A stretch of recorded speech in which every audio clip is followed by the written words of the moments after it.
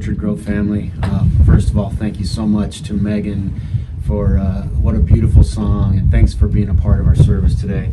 What a blessing she is, and we're wishing her the best, and everyone, I hope you're doing well. And today's message, I want to talk about facing down the giants in your life. And whether it's the big giant that's we're all facing together now, or maybe it's a personal battle that you're facing in your own life, a health challenge. One of my good friends at the church is a big battle in front of him right now, overcoming cancer, and whatever you're facing, it can be intimidating. And so, if you've been around Orchard Grove for a while, about once a year I do the story of David and Goliath. I just can't help myself. Probably a little bit of the Flint background, fighting with the Flint Police Athletic League. Whatever it is, I'm drawn to the story. I'm drawn to the conflict, and I'm drawn to the underdog. And so we're going to do the story of David and Goliath today. And whatever you're facing, I want you to think about the young man who went out and stood toe-to-toe with this giant. And whatever giant you're facing, I want you to stand there with confidence. And the word I want to use is confidence today. And it almost is going to seem like reckless confidence at times. We were watching, the story of the Chicago Bulls, and the show's called The Last Dance. And we were watching it. Vicki and I were sitting there, and she doesn't watch a lot of basketball, and so I'm just soaking up the Jordan era, and then the battle with the Pistons, and everything about this conflict. And I hate to say it, but the Pistons were kind of the giant, and they were the bullies of the league, and they pushed everybody around, and they were pushing Michael Jordan down, and they kept getting intimidated by the Pistons, and they kept losing. And they were in the story. They were talking about the struggle to finally believe that they could overcome the Pistons. And they went to the gym. They started working out in the off season. They said, but it was mostly here. They had to turn the switch on here. They had to believe that now we can beat these guys. We can knock this giant over. And they went to a particular place where, because if you know the story, the Pistons used physical tactics and were a little bit harsh, I guess you could say, with their teammate or with their opponents. And they would throw them down, and they just kept intimidating them, and they would get in their head. And they said that the turning point was when the Pistons took Scottie Pippen, and they threw him out of bounds, and he fell on the ground. He was a little bit hurt, and usually they would limp off the court, or they would complain to the refs, or they would start whining, and he did nothing. He did nothing but get up and make his free throws. And then the Bulls knew, and then the Pistons knew the tide had turned. They were no longer intimidated. They were no longer afraid. And if you're going to beat a giant in your life, the thing is, you have to not be intimidated. You can't be afraid. And that, I think, is what this story is completely about, not being intimidated. And the story sets up, there's the giant, and he's intimidating this entire army. And in the early part of the story, I want to read to you. It's from 1 Samuel 17. And the reason I want to read it to you is because the story starts out, it has Goliath talking to the other army, intimidating them. But there's a whole section in there where it talks about his size, how big he was, what he was wearing. And I want to read it to you because I think it's interesting. It says the champion, Goliath, came out of the Philistine camp. He was nearly 10 feet tall, in the Message paraphrase. And it says he had a bronze helmet. He was dressed in armor, 126 pounds of it. He wore bronze shin guards and carried a bronze sword. His spear was like a fence rail. The tip of the spear weighed over 15 pounds. And his shield bearer went ahead of him. And so it gives all these details, these measurements about his size. And in a boxing match, when you watch a boxing match, this is what they call the tail of the tape. They put the two boxers up there, and they say this guy has this much reach, and this guy, weighs this much, and is this high, and they'll talk about all the numbers, the stats, if you will. This is the section of the story where they key in on Goliath's stats. I think it's in there because I think that's what everybody was focused on. They were focused on the numbers. They were focused on the stats. And this is important. Now, by the way, did anyone ever go and measure Goliath? Do we know he was 9 feet tall? I don't know. I don't know if they did an autopsy after David took him down. I don't know how it all went. But the reality is sometimes the numbers get exaggerated. Sometimes, right? You hear one thing and then someone else says something and it gets bigger and bigger and bigger in your own head, and it gets gossiped around. So the first thing you need to do is you need to face reality. Whatever that giant is, whatever the numbers are, they are. But don't be intimidated. And look, don't worry about the stats. Don't let that kind of stuff start to drive your life. Because guess what? What you do is so important. What you focus on is not the stats or the size of your problem. What you focus on is the size of the God who's on your side, which is why it says, if God is for us, who could be against us?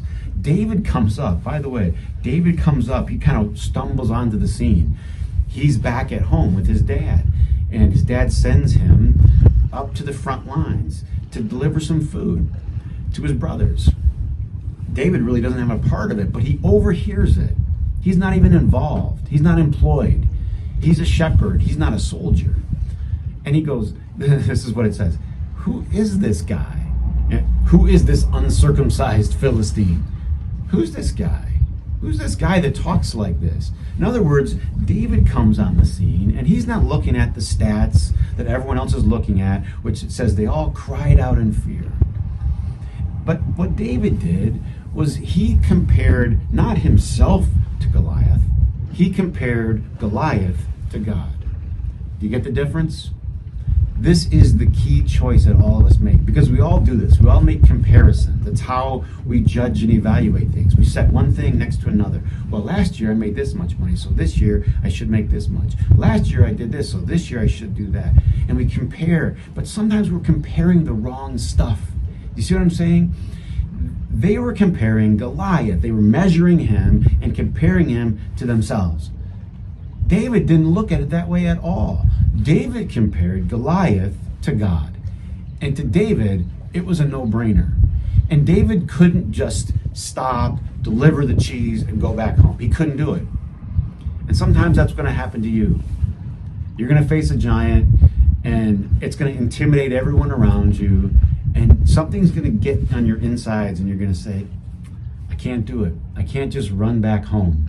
I'm going to have to stand up to this bully, and I'm going to have to put him in his place. And so David he brings what I call fresh eyes. The soldiers have been there. This has been going on and on and on, day after day. But David comes in, and he brings a fresh perspective. I don't know if you've ever worked on a team where all of a sudden a new member was brought in, and all of a sudden they started to bring a perspective that no one had thought of before. Some of this was just David saying, why are you looking at it that way? Why don't you look at it this way? And David refused to be intimidated. I like to say this. David was coming from another place. Literally. He was coming from his dad's. He was coming from home. But it was deeper than that. He was coming from a different place. I think this is huge. Where are you coming from? Whatever giant you're facing, you're coming from a place. And if your place is fear, if your place is intimidation, it's going to affect you. But if your place is strength, if your place is confidence, if your place is power, peace, right? David's just coming from a different place. I love it. I prepared for the message. I did read some scripture, but I also watched some Mike Tyson fights. I had to. So I'm watching Mike Tyson just knock one guy out after another. These devastating punches, just devastating. But he talked about, which is so key, and the same thing we talked about with the Pistons and the Bulls, he talked about here. Mike Tyson talked about it. He goes, I could see when I had a guy, before the fight started, he would stare him down, and he would watch their eyes. And when they diverted their eyes, he knew he had them. He knew they were afraid. And you can ask any great boxer, which I wasn't, but I was a wannabe, but you can ask any great boxer, and they will tell you this: if you don't believe you're going to win, you are definitely going to lose. If you don't believe you're going to win, you are absolutely going to lose. That's where you come from. Now, did some matches where both believed they were going to win, and sure, but if you ever thought you were going to lose, you were done. And this is what's so key. The mindset that you bring into this is everything. Where are you coming from? Where was David coming from? David was coming from a place of pure confidence. Pure confidence. It's the word I've been using for faith lately, because I think faith has gotten such religious baggage to it that it's almost lost its meaning in some senses. It's confidence. It's trust that it's going to work out. And so David is coming from pure confidence. Now look, the thing you want to note, all the people that tried to encourage or that tried to discourage and intimidate David, right? And think about it. Speaking of good sports analogies, do you remember Hoosiers? What a great movie. And in the Hoosiers movie, if you know a little bit about it, in Indiana, they played basketball, and every school competed. So it wasn't like tier A schools versus each other, and then the tier B schools and the smaller schools had their own. This in Indiana, it was everybody, every school. And so if you were this little tiny school, you had to, if you wanted to win the state title, you had to beat the best, the biggest. And in the Hoosiers story, this little country school makes it all the way to the state championship. And the coach could sense these guys were unbelievably gifted, but he could sense they were starting to get intimidated. This big arena, these kids were from the country, and they're now in the big city, in the big arena, and they're walking through the gym, looking at all the seats, ready to be intimidated. And the coach does something that's genius. He measures the floor, he measures the height of the basket, and he asks them, how tall is the rim, right? How long is the floor? And he's reminding them, this is the exact same game, the exact same dimensions that you've always played. Yes, there are more seats, nothing else has changed. And of course they go on to win. But the key, every coach knows, every fighter knows, it's all here. You have to believe. Now think about this. In the story, David is discouraged by everybody. He comes to the front line, and his brothers right away, he starts asking, what's this guy talking about?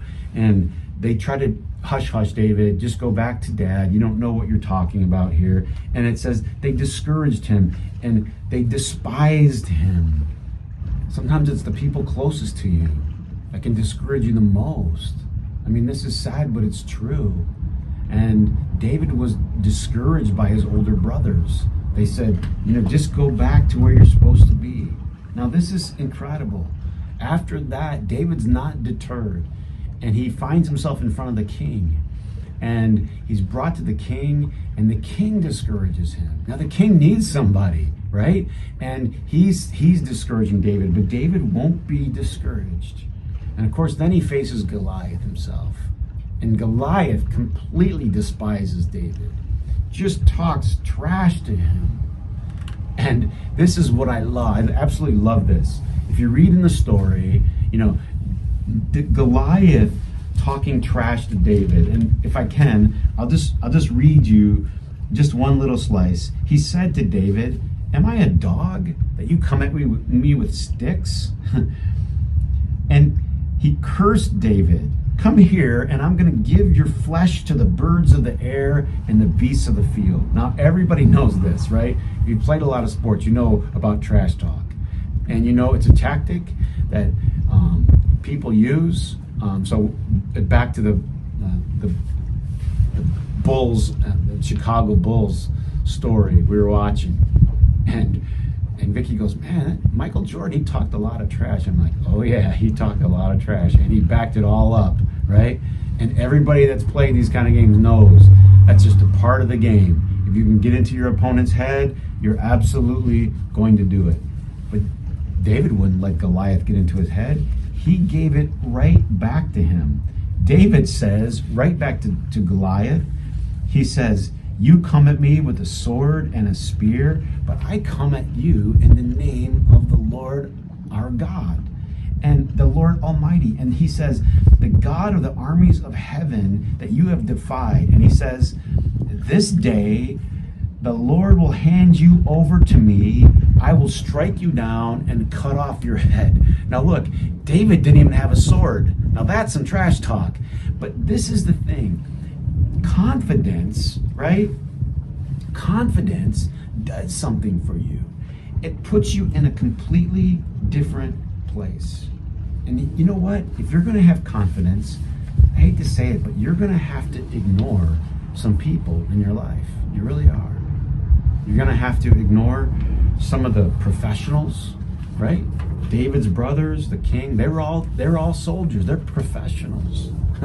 Now, I remember when I learned this lesson, I was young, we were starting the church, and you know, you try to listen to people. I've always tried to listen to people, gain advice. I think that's smart. And I think there were times that I listened to too much. I listened to too many people. And I started to, in my gut, people would say things, and you know, I'm respectful usually. That's the kind of person that I am. I try to listen to people's opinions and perspectives. But after a while, I started to think, nah, I'm not buying this. And this person, this could be their field that they know a lot about. And you know what was funny? When I would stick with my gut, I could give you tons of examples, but when I would stick with my gut, oftentimes I would turn out to be right. And I'm so glad I didn't listen to that person who came off as they knew so much, like they were professional or they had a bunch of experience. I'm not saying you can't learn from professionals and people that have experience. I'm absolutely a believer in that. But I know there are times that you have to go down into your gut, and your gut's going to tell you, no, that's not it. That's not right. And this is what separates people. You think about in business, in sports, in different areas of life, even in your own parenting. There's times you can read all this stuff and your gut goes, no, that's not right for my kid. That's not right for my family. Sometimes you got to trust what's down inside of you.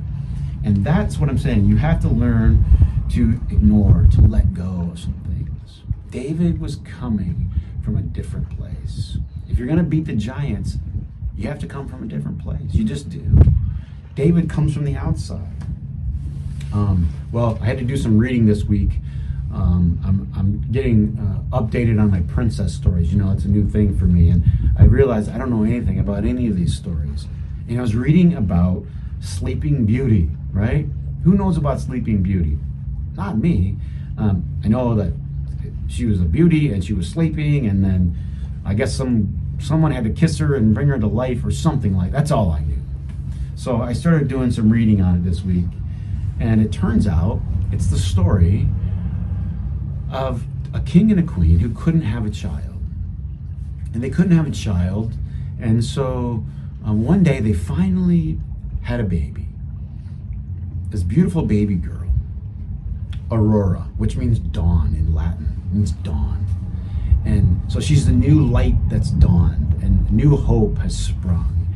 And they're so excited, they're going to have her christening. And so they invite all the good fairies around, and they come and they're invited to the christening of their daughter.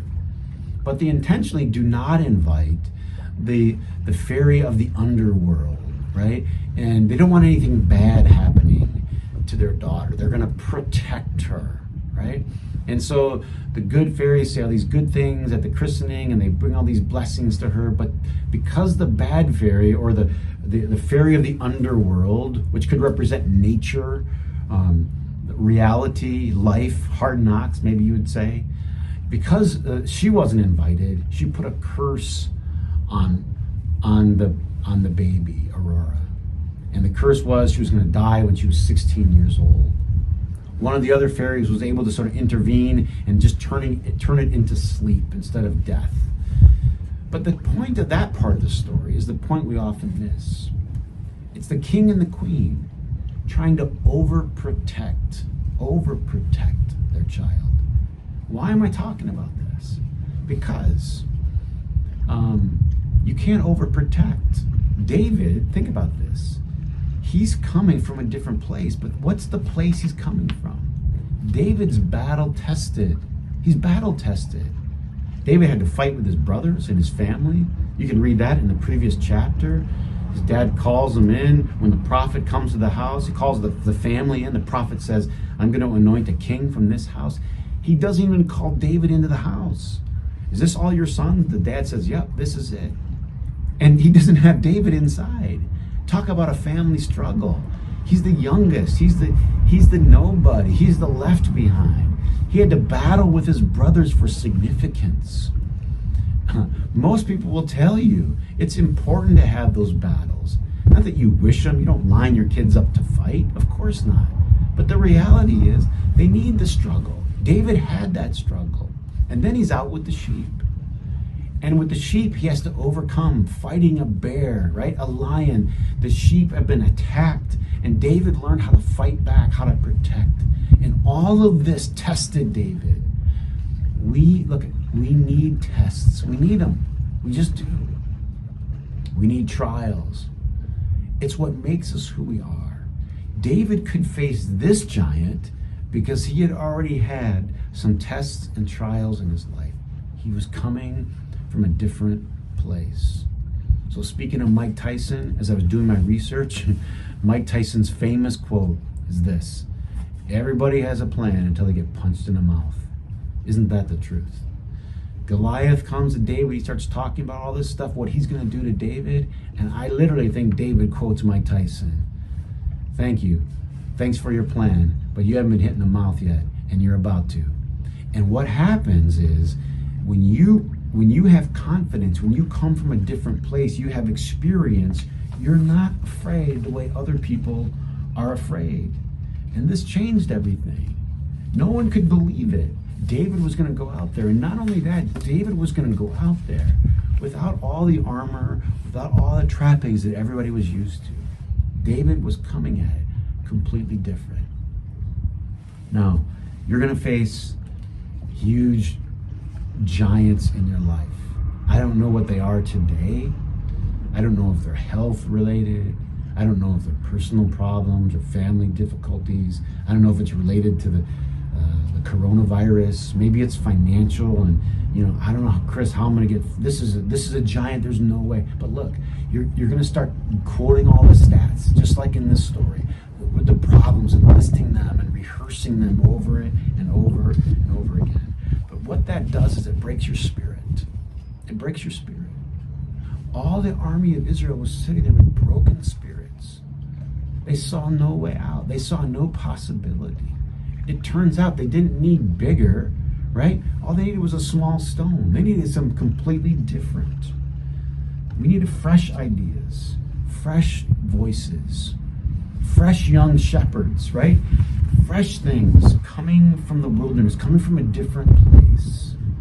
Maybe that would be good for you. Maybe you need to step back from the battle lines like David so that you can step back into the battle with a fresh voice, with fresh ideas, with fresh perspective. Maybe you need to let go of some of the people you've been listening to, telling you it's not going to work and you can't do it. Maybe it's time to find a different voice. I was reading this week, a researcher did an entire study on something that he called willful blindness. And this is an important thing to understand. He did all kinds of research, and one of the experiments that he did, he put people in a room. I guess some of them had black shirts on, some of them had white shirts on, and they were passing a ball around. And they had someone observing this on a video.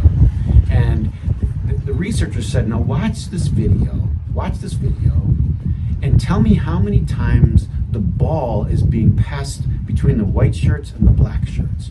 And so, of course, someone focuses in and they count 1, 2, 3. There goes the ball. 4, 5, 6, and it was 15 times. And they come back to the researcher, and he says, how many times was it passed? And they said, 15 times. And the researcher said, fantastic, you got the number exactly right. And then he says to them, did you see the gorilla? And they said, what gorilla? He said, the gorilla that was in the room. Maybe halfway through, this gorilla enters the room, pounds his chest, and many of the people counting the ball never saw the gorilla. Why? Why? Because they were focused on counting, and they missed the big thing. See, God's the big gorilla in the room, and sometimes we're so focused on the details of counting. It's willful blindness. We choose to ignore the biggest and most important thing. What's the biggest and most important thing in your life? God the gorilla, right there on your side for you in the battle that you're fighting. And if you aren't careful, you get caught up in the trap, and you willfully are blind to the greatest advantage in your life. I want to close with a story because what happens is David was unique. David was unique, right?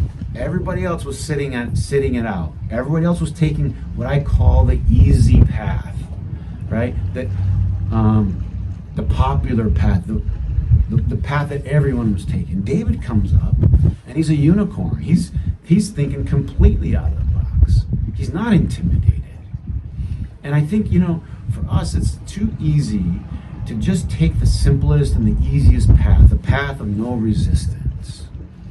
And the other night, I was getting Charlie ready for bed, and man, if there's anything she hates changing her clothes. She hates it. She hates putting on her pajamas, and I don't know why. I guess she just feels confined, or when the shirt goes over her head, she just freaks out. So we were putting on the pajamas, and this one had the separate shirt with the separate bottoms, So I got to put a shirt over her head, which is just brutal.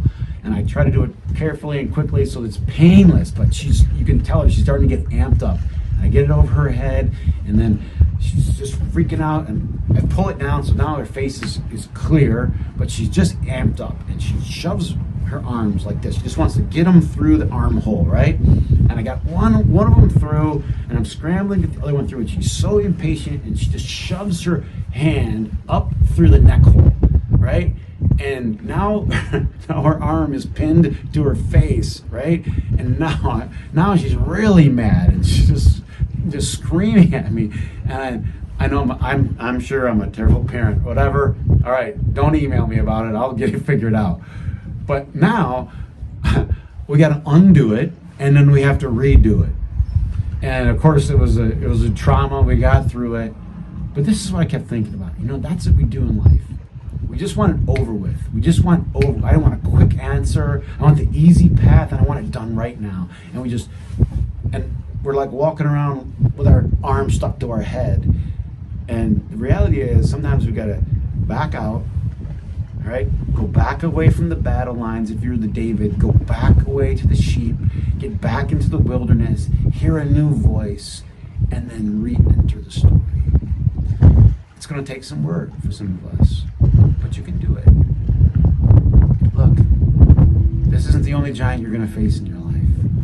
I think this story is in the Bible for a reason. I think it is the quintessential story of the great showdowns that we have in life. And I just want to say, I think if faith does anything, it makes us really confident. And I want to inspire confidence in you. You can overcome.